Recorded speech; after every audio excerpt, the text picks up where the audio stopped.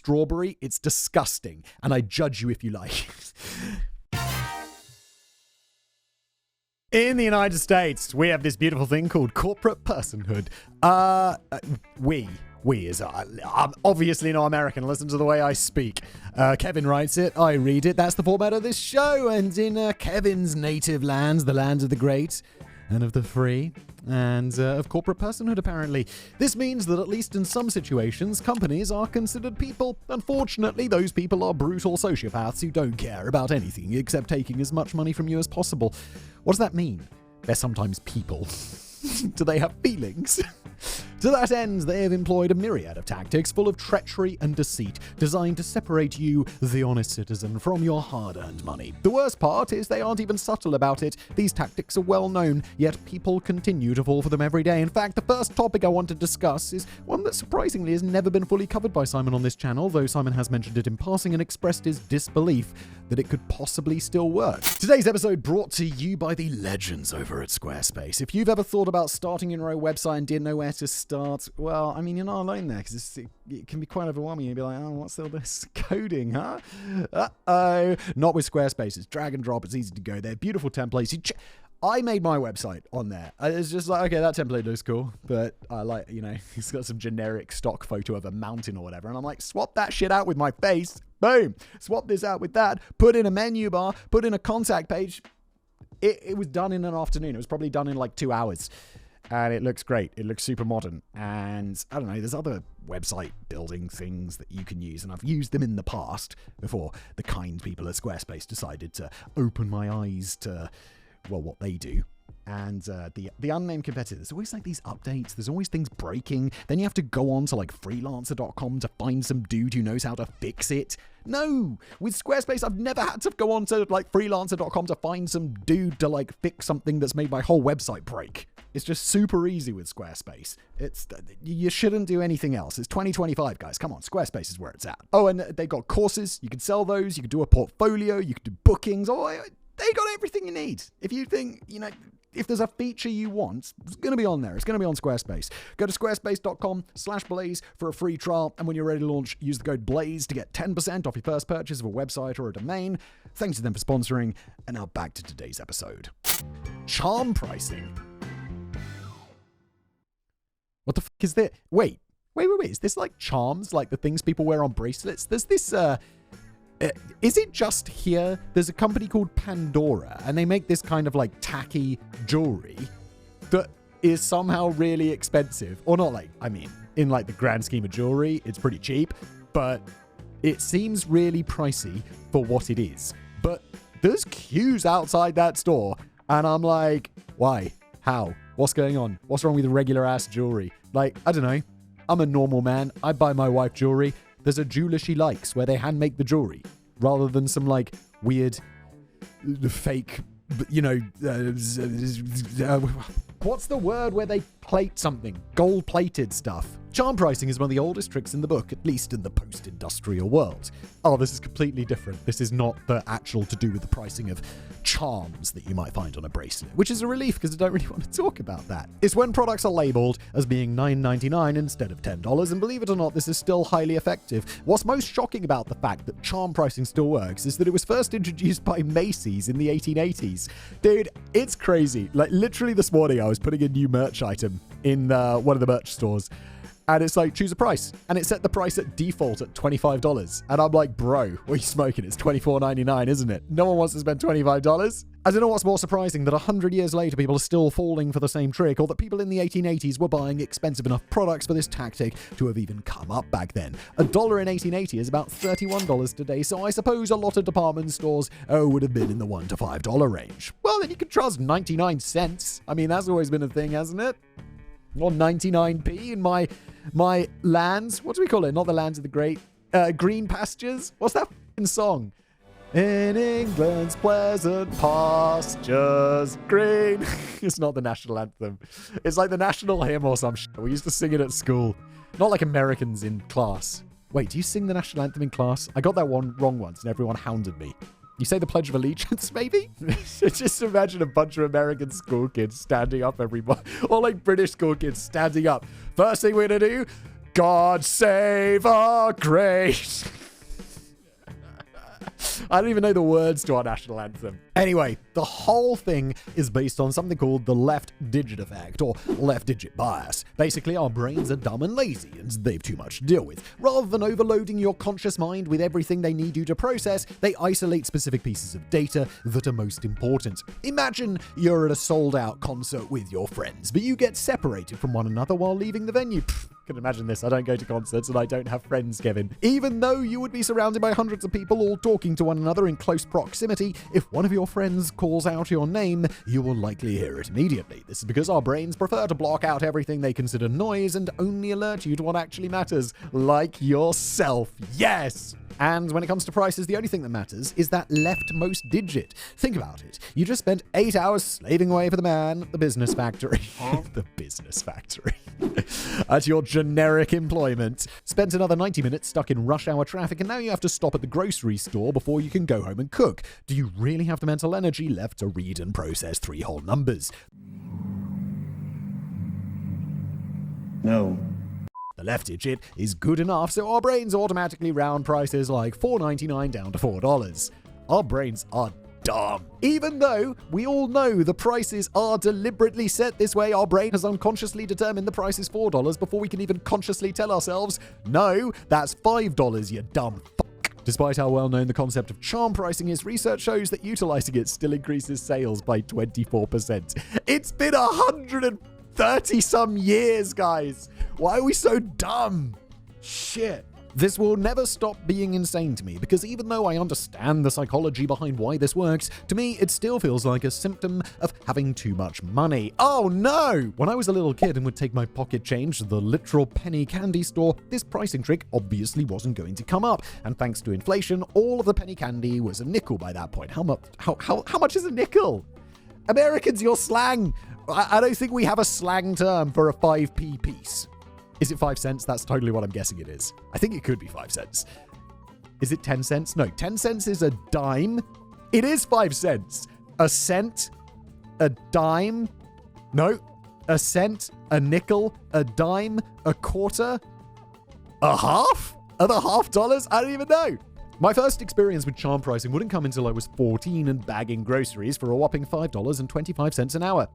I think I probably started I think I was 16, and I remember it very clearly. The job paid me £3.86 per hour, which I don't know how much that is in American, but it's probably not $5.25. We could cash our paychecks in the store, and that was how much money I would have for the week, thanks to having very little money to work with. Why? Why would you have, I don't know, I think I've had 4 checks in my life, and they've all been from my grandparents as gifts. The problem with getting gifted a check. Incoming!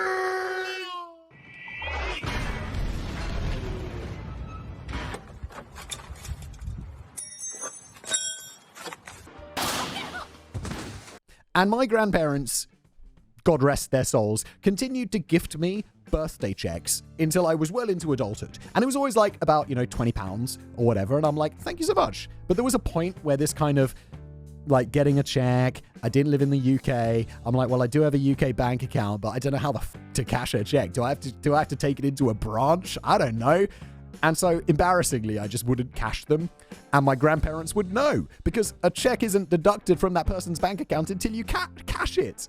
And I was like, oh, for fuck's sake, if you'd just given me £20, it could have just sat in a drawer forever and you wouldn't feel bad about it. And now I'm feeling bad that I haven't spent the effort to cash a check for £20. And I know this sounds like a super privileged thing, but it's a hassle, dudes. It's £20. Thanks to having very little money to work with, I would always tally the prices. Sorry, my point was with checks. Why the fuck are they giving you a check and then you were in the same store where you cash the check? I don't think I've ever cashed a check in my life. I'm not entirely sure what the point of cashing checks is. I know there are check cashing places where they're like, oh yeah, is it to do with it's delayed? So you can write a check and you can cash it, and then they say, oh, we won't cash the company. The check cashing company doesn't cash the check until the end of the week or something, so you can get your money in the bank first. What the fuck's up with check cashing? Is it a tax dodge? But then you're getting a check, so I don't know. But why are they issuing you a check and then the same store giving you cash? Why the fuck don't they just give you cash? It's a store. They have cash. It's probably But then what? This is very confusing. I don't understand. I don't understand. I don't understand, bitch. I don't understand. When I got paid, it just went into my bank account. I was 16 and I had a bank account because, of course, I do. I remember I had a Maestro card, which is like a MasterCard for children. And yeah, I got my money into there and I was all very happy with it. Perfect. Because I sure as wasn't going to have a cashier ring me up and then suffer the embarrassment of not having enough money to pay. But maybe it's less about having too much money and more of a symptom of shopping with credit cards. Or maybe people just can't do basic arithmetic. In a study from 2005, subjects were told that they had a budget of $73 and asked how many items of a specific price they could purchase. While the answers given were much less accurate when the price ended in 99 cents instead of being whole dollar amounts, 35% of people weren't even able to answer how many $6 items could you purchase if you had $73. 10, 11, 12 items and you never dollars change. And I know everyone at home is being like, Simon, did you really need to think that through? And the answer to that is yes. Yes, I did. I've become desperately, if I wasn't wanting to embarrass myself, I would have absolutely whipped out the calculator for that. We just become completely reliant on them. The subjects were all college students as well, which does not bode well for the American education system. Still, the incorrect answer supported the idea that people's brains were just chopping off the extra digits and only using the leftmost number for calculations when the price was $4.99. However, the concept of psychological pricing has gone beyond just charm pricing. Charm pricing currently increases sales by 24%, which is great news for my merch store, by the way. But I imagine it was a lot higher when Macy's first introduced it, though we haven't got research going back that far. Still, charm pricing has become ubiquitous, and we all understand it's meant to make products seem even less expensive, even if it's clearly a lie. The other one now is you see these dodgy, web products or dodgy, maybe it's less common now, but do you remember when you'd go to buy something and you get that huge sales page and you'd be like, what the fuck is going on? And then it'd be like, buy this course for $297. And be like, what, 297? What's wrong with $29.90? Oh, $299.99. What's going on? I'm sure there's a reason for it. But now that we're all aware of this phenomenon, some companies will specifically avoid charm pricing. For example, a $39.99 bottle of cologne might come off as a bargain bottle of cheap swill, while a $40 bottle could seem fancy and luxurious in comparison. Well then, just charge $100 for it if that's what you think's going to work. When it comes to luxury products, companies prefer whole dollar prices to charm pricing as it makes their products seem more desirable. Yeah, sometimes you're buying something just because it's expensive.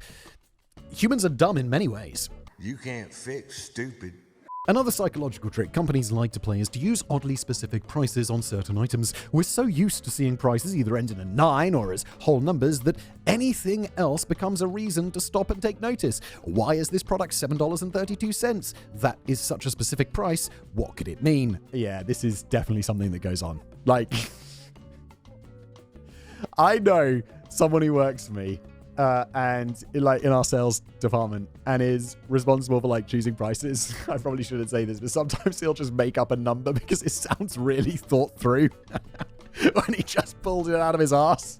Because they're so unusual, we tend to implicitly take these bizarre prices as an indication that it must be a really good deal. Maybe it's the cheapest they can sell it without losing money, and that weirdly specific number is their whole cost per unit. If nothing else, the success of psychological pricing tricks reminds us of something The Price is Right has been showcasing for years. People don't really have any concept of how much things should cost. There was even a study conducted inside supermarkets where people with clipboards pretended to be doing inventory.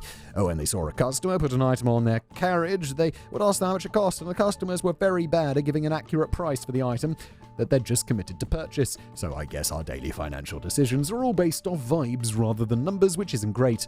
I don't think I'm that person. Maybe that person now. But when I was younger and actually, we'd go to the supermarket and be like, okay, got to think about my food budget for the week and all this stuff, I'd be pretty aware of how much shit costs. But I'm logical to a fault. Decoy products. I know what this is. This is where it's you have something with a super high price or a super low price to make or just a super high price, so that when they actually come out with the actual price for something else, it makes it seem like a better deal or something. Most of the time, people like having the ability to make choices. Sometimes a person just wants to shut off their brain and be told exactly what to do, but in general, people prefer to at least have the illusion of free will.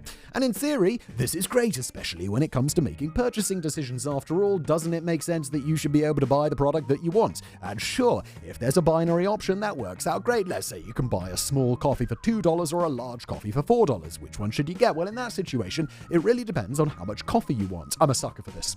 I will go into McDonald's and that machine will ask you, do you want a small, a regular, or a large size Coke? And the difference is like a few pence or like a few Czech crowns. And you're like, okay, I see there's a little bit of a difference there. But I'll get the big one because it's only like 5 crowns more, like 20p or whatever. So you're like, it's just a little bit more. I'll take that. And honestly, I do want it. I want as much Coke Zero as I can get.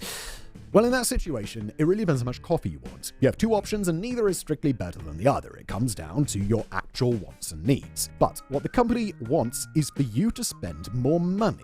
And this is where Decoy products come in. Instead of giving you a binary option, they will add a third choice that they don't actually intend for anybody to buy. Instead of just having a small coffee for $2 and a large coffee for $4, let's say they also added a medium coffee for $3.75. Suddenly, that large coffee looks like a much better deal. This is the principle behind Decoy pricing, also known as asymmetrical dominance. That's a cool phrase. Asymmetrical dominance. Essentially, you start with the 2 actual products that you're offering, and then you add a third option that is inferior, aka dominated by the more expensive option in every way. If we wanted the coffee example to be even more overt, we could even charge $4.25 for the medium coffee. Well, people are going to be like, there's a mistake. While the small versus the medium would still be a trade-off of cheaper price versus more coffee, the large would be both more coffee and a lower price, meaning that it completely dominated the medium option. Yeah, but people are going to look at that and be like, guys, I mean, it's pretty obvious what's going on here. Like, unless it is a genuine mistake, but then you come in again and you're like, the price is still weird. And they're like, yes, it's a marketing thing. No one buys the medium coffee. I'm the guy who buys the medium coffee because I'm just like, I don't want that much coffee and I don't care.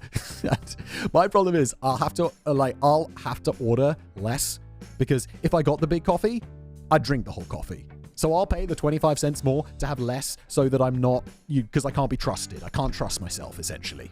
A classic example of this is the magazine The Economist. When they started offering online subscriptions, like I have a subscription to The Economist. They had 2 different subscription models, $59 for an online subscription and $125 for a print subscription. They hoped most people would opt for the print subscription as that made them more money, but they were wrong. Very wrong.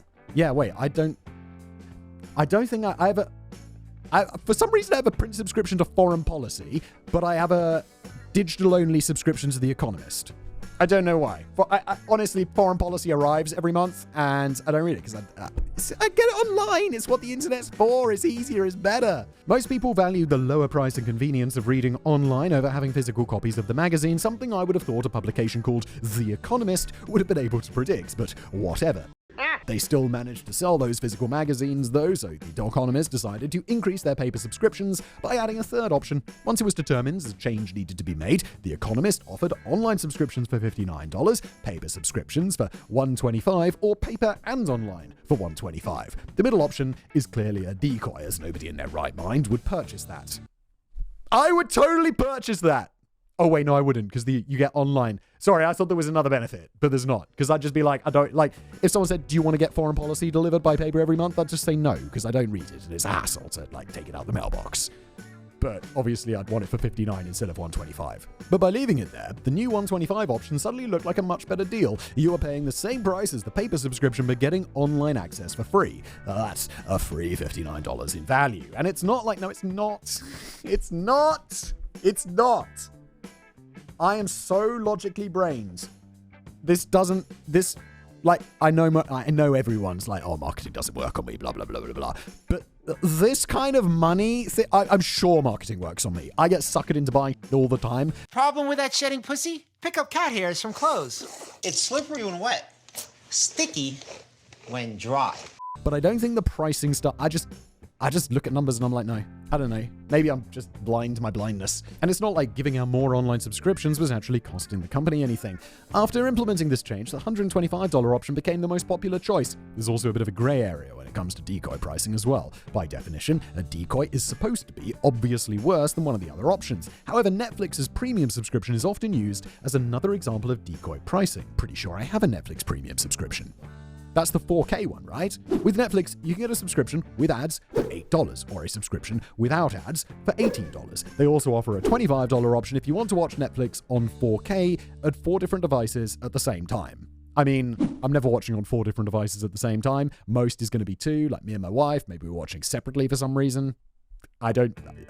This very rarely happens. But I just wanted 4K because it's got a 4K TV. While it technically isn't a decoy, as it does offer more features than the standard plan, those features are so ludicrously unnecessary that its real purpose is only to make the $18 price look better by comparison. Let us all forget that we used to pay $8 for unlimited viewing without ads.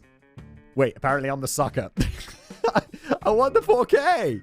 Next time you're shopping though, especially for subscription services, take a look at all the options. I guarantee you'll see a deliberately terrible option that is only there to trick you into buying what the company actually wants you to buy, rather than what you want to buy. If you remove that option from the equation entirely, you can probably compare the remaining options based on what fits your needs best, rather than what is manipulated to look like the best deal.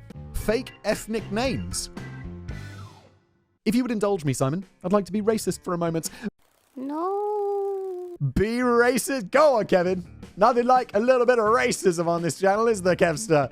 Everybody knows that Germans are the epitome of efficiency and craftsmanship. Similarly, the French are well known for being romantic and lovers of the finest cuisine. And who can forget the British, everyone's favourite nation full of antisocial football hooligans with horrible teeth? Well, Kevin, I'll have you know one thing. I don't like football, and I have fantastic teeth, because I got them fixed. Was I born with horrible teeth? Yes. I wasn't born with horrible teeth. I just had lots of gaps and 2 baby teeth because I'm inbred. No, they're not. They're my main teeth were just in my palate. I had to have them surgically removed. It was unpleasant. If only there was a way companies could capitalize on these stereotypes. Luckily, there is, by giving your products names that make them sound like they're from a different country. Perhaps the most famous example of this is Haagen-Dazs. This American brand of ice cream was created in the 60s with the founder wanting to pick a name that sounded Danish. People associated Denmark with high-quality dairy products, and having a European-sounding name, would make it seem like a fancy premium product that could command a higher price. To further sell this image, the original packaging for Haagen-Dazs even had a map of Denmark on it. That's f***ing shady, guys. Then there's the Italian chocolatier Ferrero, who are masters of this tactic. The most identifiable of their products is probably Ferrero Rocher, since Ferrero's name is prominently on the label. The name was chosen to sound French, since the French are associated with fancy foods. I thought Ferrero was a French company, not an Italian company. You what? Ferrero also named their chocolate-covered cherry product Mon Chéri for the same reason, as well as because of the association between the French and romance. I still haven't figured out why chocolate-covered fruit is so romantic, but that's what society decided, so here we are. I don't like chocolate-covered fruit. I don't like... chocolate-covered fruit I can get behind. Those chocolates with the fruit flavorings inside, fuck that. Especially strawberry, it's disgusting, and I judge you if you like. And who can forget everyone's favourite German treat for children, Kinder Surprise, and by German I mean Italian, since that's also made by Ferrero. The UK even had a legal battle over this sort of practice. The Advertising Standards Authority, or ASA, of England received a number of complaints regarding Manchester-based kitchen manufacturer Moben. Customers believed that the umlaut in the company's name was meant to trick customers into believing it was a German company, as German kitchen products were considered to be much higher quality than their British counterparts. Yeah, right? Like, all the shit in my kitchen is, like, got German names on it.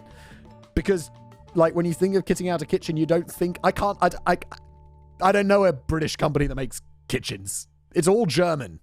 Or, I guess, Chinese. This led to a 2001 ruling from the ASA that Moben had to change their name to Moben without the umlaut. 5 years later, this decision was reversed, citing that an umlaut doesn't make a kitchen appliance German, just like nobody in England thought pret-a-manger sandwiches were French. They're not French! Next, you'll be telling me that Paul isn't French. However, there is no industry in which this trick is more common than the fashion industry. Everyone knows Paris is the fashion capital of the world, so there is a seemingly endless list of companies from around the world with French-sounding names. There's London-based Etre Cecile and Agent Provocateur, US-based La Garçon and Atelier Delphine. Japanese comme des garçons, and the list goes on. It goes on forever. There's not a lot to say about this tactic, as it's incredibly straightforward and transparent, but hey, if the product's good, then I guess it doesn't matter where it's from or what they call it. Is French? I mean, maybe I'm just out of touch with the fashion world, but generally, like, my clothes like British or Italian, usually. But hey, if the product's good, then I guess it doesn't matter where it's from or what they call it. If a company from Nicaragua made, and that is how we pronounce it in the UK, don't give me shit, Americans, made Guido Giuseppe's fine Italian wedding soup, and it was the best damn soup I ever had in my life, I wouldn't actually care where it was from. Artificial scarcity. Finally, I'd like to talk about two words that anybody in the collectibles world is going to be familiar with: artificial scarcity. Traditionally, collectibles have been expensive because they are rare, highly sought after, and often old. For example, a first printing copy of the very first issue of the Teenage Mutant Ninja Turtles comic book from 1984 sold last week for $36,000. The reason it commanded such a high price is because it began as a small independent comic book with only 3,000 copies printed on the cheapest newsprint available, so having a copy 40 years later in pristine condition is almost unheard of, and seeing as those comics spawned 6 TV shows, 7 theatrical releases, and billions of dollars worth of action figure sales, it's safe to assume there's quite a bit of demand for that particular property. Collecting this sort of thing is like some proper rich person shit, because it's a comic book, dudes. Maybe I just don't care about comic books enough.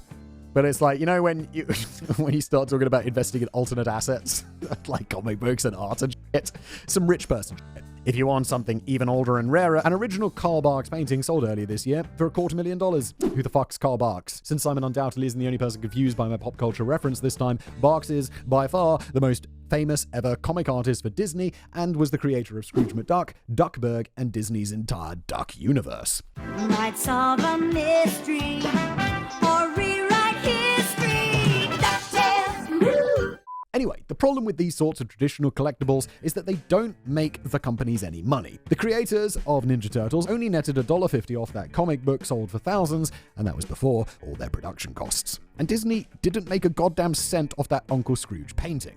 If only there was a way for companies to directly capitalize off deep-pocketed investors instead of all their money being spent on the secondary market. Enter artificial scarcity. This concept rose to prominence in the 90s when the store Supreme was founded. Supreme, I find, anything with big logos I find tacky. Supreme is like, they're supreme with their logos. Why does it have to be over everything? It was an old office building in Manhattan that was turned into a clothing store for skateboarders. All of the clothing racks were placed along the wall, leaving an open floor plan where customers could skateboard and hang out. Supreme began by selling other brands, but eventually the owner, James Jabir, decided to print his own clothes, however with massive logo. However, it was a tiny store in Manhattan. The last thing he wanted was to pay for a bunch of inventory that he never wound up selling.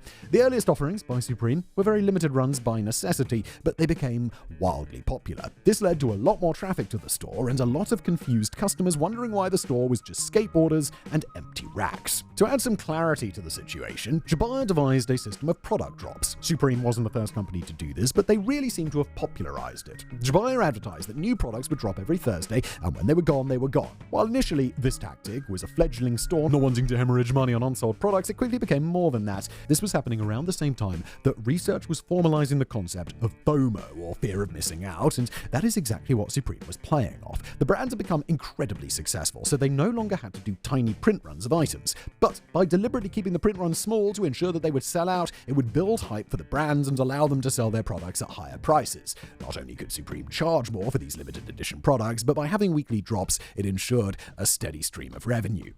I'm going to defend Supreme on this one. I think this is the customer's fault. I think, look, Supreme are increasing the value of their products by lowering the supply, so it's going to increase the price. People are not buying these products because they're worth more. People are buying these products because they want to flex on their mates that they have this product, which I think is stupid. So I'm not blaming Supreme. And like I said, once they were gone, they were gone. That meant that even though the prices seemed way too high for what they were, there was a fear that by not buying it, a person would either miss out on owning something so cool and exclusive, or they would miss out on the opportunity to resell it for even more money. Companies continue to pull shit like this all the time, and people keep falling for it. Do I want to pay $40 for 5 magic cards just because they have SpongeBob SquarePants on them? Absolutely not. Do enough people actually want this that it is even worth printing? Also no. But because only a limited quantity of them are being printed, an overpriced product that nobody wants or needs will sell out in mere minutes the second the product goes live. Of course, all of this raises a simple question. Is it wrong for companies to psychologically manipulate people for profit? I don't think it's a moral question. Companies are not moral. They're companies. They will do things to make the most profit. It's what companies do. Well, that's a complex question, and one that's answered in my new book, Sir Nigel Billingsworth's Guide to Corporate Ethics. You can buy the book for $19.73, or the book and ebook now for $19.99. But act now, because only 500 copies were printed, and once they're gone, they're gone. I was going to say, and I didn't want to, but I should have, that I thought Ferrero was a French company, not an Italian company.